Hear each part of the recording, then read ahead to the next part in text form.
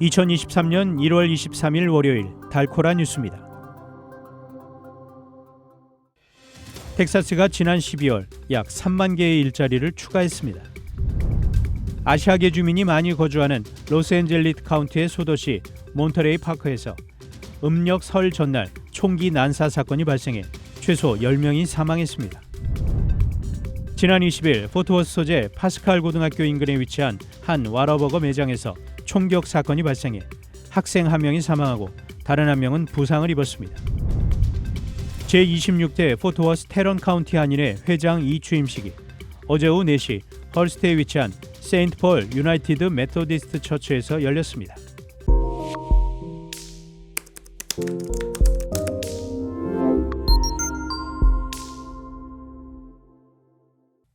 텍사스가 지난 12월 약 3만 개의 일자리를 추가했습니다. 텍사스의 실업률은 코로나19 팬데믹 시작 이후 처음으로 4%대 아래로 떨어졌습니다.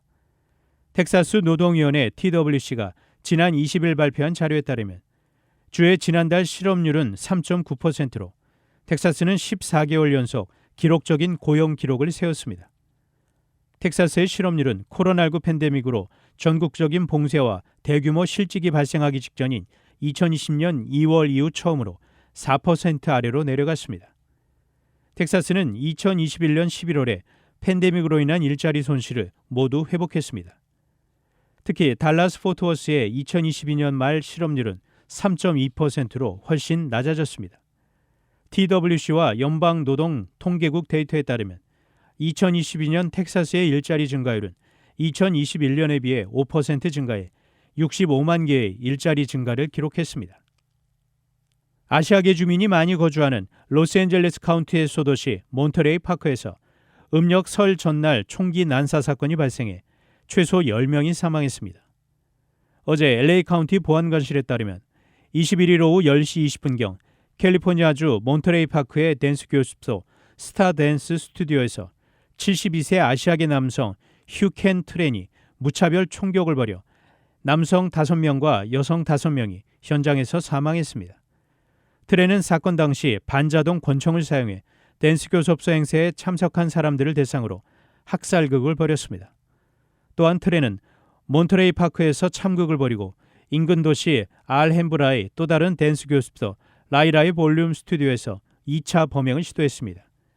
하지만 현장에 있던 2명의 시민에게 반자동 권총을 빼앗기자 흰색 벤 차량을 몰고 달아났고 범행 장소에서 차로 40분 떨어진 도시 토런스의 한 쇼핑몰 인근 주차장에서 숨진 채 발견됐습니다.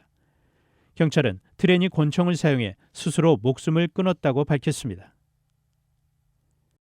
지난 20일 금요일 포트워스 소재 파스칼 고등학교 인근에 위치한 한 와러버거 매장에서 총격 사건이 발생해 학생 1명이 사망하고 다른 1명은 부상을 입었습니다. 포트워스 경찰은 현재 고등학생인 총격 사건 용의자의 행방을 추적하고 있습니다. 경찰은 이날 오후 4시경 와러버거 매장에서 말다툼이 비화돼 총격 사건으로 이어졌고 16살 소년이 사망하고 17살 소녀가 총상을 입고 병원으로 실려갔다고 밝혔습니다. 포트워스 교육부도 피해자들이 해당 교육부 학생들이라고 공식적으로 확인했으며 이번 주 파스칼 고등학교에 상담 인력을 파견할 것이라고 밝혔습니다. 제26대 포트워스 테런 카운티 한인회 회장 2취임식이 어제 오후 4시 헐스트에 위치한 세인트 폴 유나이티드 메토디스트 처치에서 열렸습니다.